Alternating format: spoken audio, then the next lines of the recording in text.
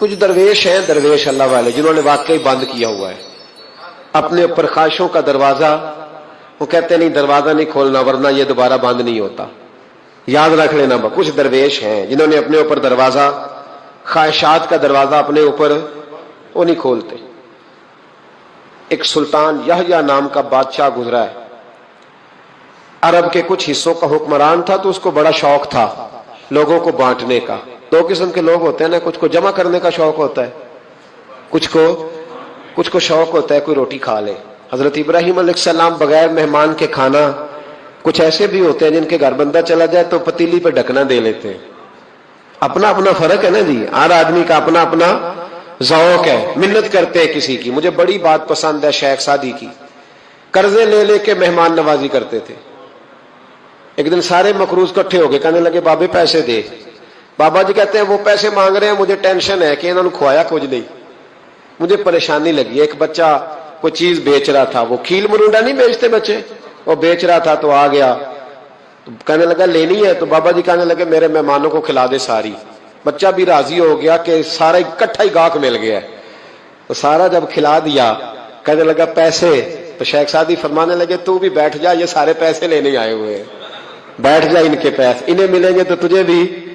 تو بچہ رو پڑا، رویا، کہنے لگا میں تو یتیم ہوں، 4 بہنیں چھوڑ کے آیا ہوں، اماں کی دوائی بھی لے کے جانی، مجھے تو پیسے چاہیے. بچہ رویا تو شیخ سعدی کا ایک مرید آیا، اس نے لا کے نظر پیش کی کہ حضور یہ نذرانہ ہے. 400 دینار لایا.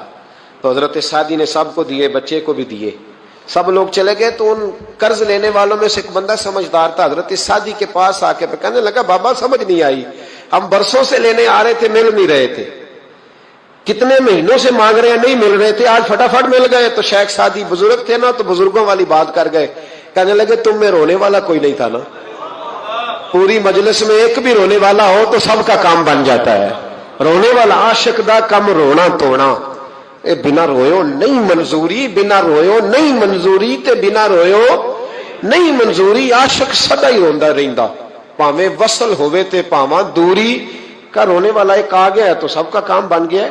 تو کچھ لوگوں کو شوق ہوتا، بادشاہ کو سلطان یحییٰ عرب کے کچھ حصوں کا بادشاہ تھا، شوق بڑا تھا لوگوں کو کھلانے پلانے کا، بڑا شوقین تھا، بڑا بانٹتا تھا. اور کئی دفعہ معاذ اللہ اس پر فخر بھی کرتا تھا جو نہیں کرتا، تکبر سے بھی کہتا تھا بڑی جائیدادیں آؤ جس نے لینا ہے، تکبر بھی کرتا تھا معاذ اللہ جو نہیں کرنا چاہیے تھا. ایک دن جامع مسجد کے باہر کھڑے ہو کے نا بانٹنے لگا. کوئی فقیر آیا تو ایک مٹھی بھر کے اشرفیاں دے دی، کسی کو سونا دے دیا، کسی کو چاندی دے دی. ایک درویش بابا جی کونے میں بیٹھے ہوئے، اسی کسی دے کچھ بھی نہیں لگ دے، کوئی ضرورت نہیں، کونے میں بیٹھے. آپ یقین کریں، آپ تھوڑا سا رخ ادھر کریں دنیا پیچھے پیچھے ہو جاتی ہے. اگر آپ پیچھے بھاگیں گے تو آگے دوڑ کے بھاگیں گے. یہ مزاج ہے قوم کا، کسی کا حال پوچھ لیں وہ بگڑ جاتا ہے، کہتا ہے مجھ سے کوئی کام ہوگا تبھی تو پوچھا ہے. اور آپ چپ کر جائیں، خاموش ہو جائے، یہ بھی بڑی مصیبت ہے. کہ پیار کر لیں تو اس کا بھی نقصان دیکھنے میں آتا ہے، کہتے ہیں پتہ نہیں میرے اندر کیا لالچ ہے، کیا خوبی ہے جس وجہ سے مجھ سے اتنی محبت ہو رہی ہے. وہ بابا جی کونے میں توجہ ہی نہیں کی. جب توجہ نہ کی تو سلطان کی توجہ خود بخود ہو گئی.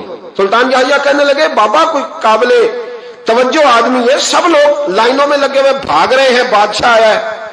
یہاں تو شادی پہ کھانا کھل جائے تو بڑے بڑے امیروں کا پتہ چل جاتا ہے کہ بننے کیا لگا ہے. کہتے پتہ نہیں دوبارہ چھوٹے گوشت کی ٹرے آئے گی کہ نہیں آئے گی. اور اتنا سارا رکھ لیتے ہیں کہ المان والا فیس، بڑے بڑے امیروں کے پول کھل جاتے ہیں، پتہ چلتا ہے کتنے تگڑے امیر ہیں. تو جب اس نے کہا شرفیاں، سونے، ہیرے، جواہرات، تو جو نہیں تھے فقیر وہ بھی لائنوں میں لگ گئے. لیکن وہ فقیر پھٹے پرانے کپڑے، سانو تخت ہزارے دی لوڑ کیے، نالے کی لگے شہر بمبول دے نال، اسی اپنی بال کے سیکنے، سانو کی لگے کسی اور دے نال. اور اقبال نے اس کی تشریح کی. اقبال کہنے لگے ہوا گو تند و تیز ہے لیکن چراغ اپنا جلا رہا ہے. ہوا گو تند و تیز ہے، تیز ہوا میں چراغ نہیں جلتے. ہوا گو تند و تیز ہے لیکن چراغ اپنا جلا رہا ہے.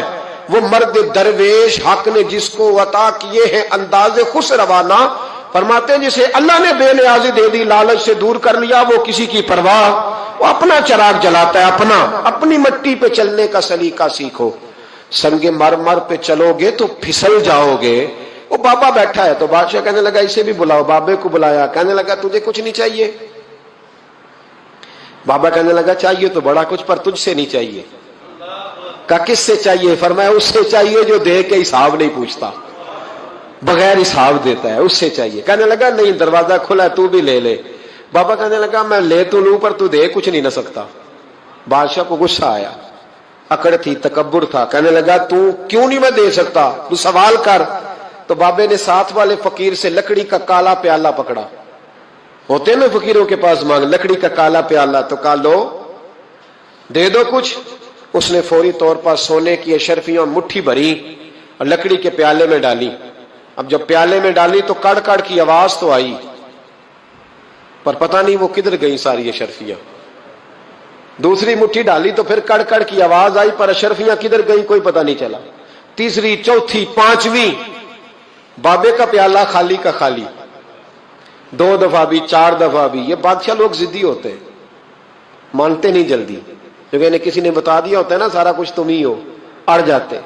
ہاں جو جس منصب پہ بھی بادشاہ ہوتا ہے اڑ جاتا ہے۔ اس نے کہا میں بھی ضدی ہوں، پیالہ بھر کے چھوڑنا ہے۔ ایک بوری منگا لی، دوسری منگا لی، تیسری منگا لی۔ بابا خوش ہے، مطمئن ہے، چلو ڈالو، تم نے کہا تھا ملیں گی۔ اب وہ مٹھی ڈالتا، کبھی اشرفیاں، کبھی ہیرے، کبھی چاندی، پر پتہ نہیں کدھر جاتی۔ بالآخر آہستہ آہستہ بیک ہونے لگ گیا۔ وزیر کہنے لگا بادشاہ پیچھے سے بوریاں ختم ہو گئی ہیں، اب نئی منگانے لگیں گی، پیچھے کوئی چیز بھی نہیں، ختم ہو گیا سارا کچھ۔ انسان کسی کو کیا دے سکتا ہے؟ کیا ہاں وہ انسان بڑا نوازتے ہیں جن کے پاس خزانے بھی اللہ کے دیے ہوئے ہوتے ہیں، وہ نوازتے ہیں لوگوں، وہ نوازتے۔ کہا تو کیا دے سکتا ہے؟ بادشاہ جب تنگ آ گیا نا بادشاہ، تو گھوڑے سے نیچے اتر آیا اور بابے کے پیروں میں بیٹھ کے کہنے لگا بابا یہ پیالہ ہے کس بلا کا نام؟ نیچے کون سا کنواں ہے کہ جو کنواں جو نیچے گراتا ہی جاتا ہے اور جو بھرتا ہی نہیں ہے؟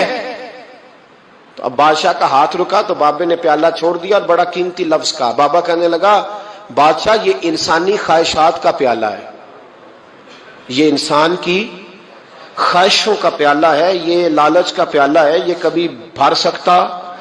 انسان کبھی کہتا ہے یا اللہ اپنا مکان دے دے بڑا راضی ہوں، اسے اپنا مل جاتا ہے، پھر کہتا ہے نہیں سوسائٹی میں ہونا چاہیے، پھر سوسائٹی میں اللہ دیتا ہے تو کہتا ہے 5 مرلے کا چھوٹا ہے۔ اس کے نفس کا پیالہ کبھی بھرتا؟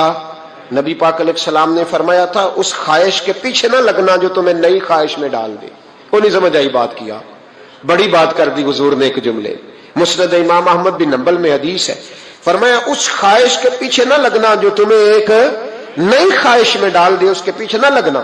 اور فرمایا اس خواہش کے پیچھے نہ لگنا جو تمہیں بے جا خواہشوں کے پیچھے لگا دے۔ لوگوں کے للے تللے، پریشانیاں، آزمائشیں، لالچ، ہوس، وہ پریشانی وہ اتنی اوڑھ لی ہے لوگوں نے کہ دلوں سے تقوی، روحانیت، عبادت، درد، ذوق، شوق ختم ہو گیا۔ دنیا ہی دنیا بچی ہے، دولت ہی دولت بچی ہے، باقی ہر چیز کو نفس کا سانپ ڈس گیا۔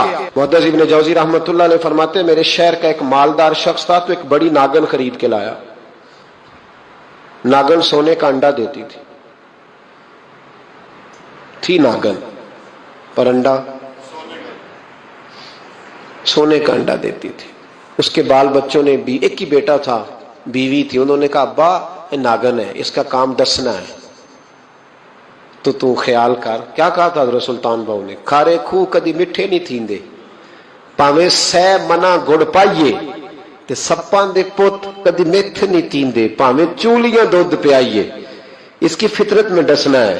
تو یہ ڈسے گی، بات ختم ہو گئی۔ کہا نہیں، سونے کا انڈا دیتی ہے۔ رکھ لیا گھر میں، بکری رکھی ہوئی تھی، پالتو بکری، بکری کو ناگن نے ڈس لیا، بکری تڑپ کے مر گئی۔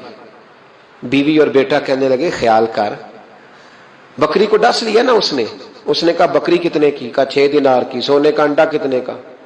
کہا 50,000 دینار کا۔ تو کہنے لگا چھوڑو، انڈا تو مل رہا ہے نا، اگرچہ ناگن ہے انڈا تو آ رہا ہے نا۔